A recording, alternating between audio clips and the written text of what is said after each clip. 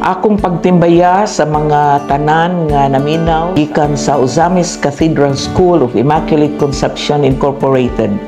Ang atong parochial school dinhi sa parokya sa Metropolitan Cathedral of Immaculate Conception.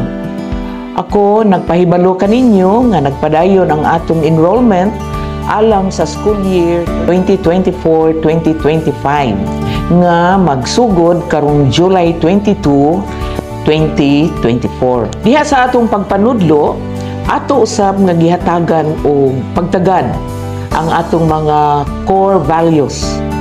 Kay sa matatag curriculum, giawhag man gyud nga ato yung ipanudlo ang atong good manners and right conduct.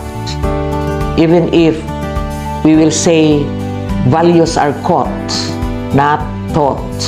Yes, we believe on that. Pero kinahanglan gyud atong ipakita sa atong mga kabataan kung atong itudlo kanila ang mga maayong mithi, ang mga values. So in other words, ang among guide sa among core values, I love forward, faith, obedience, respect, well-being, aptitude, responsibility, and discipleship. So Oxycy for faith and life.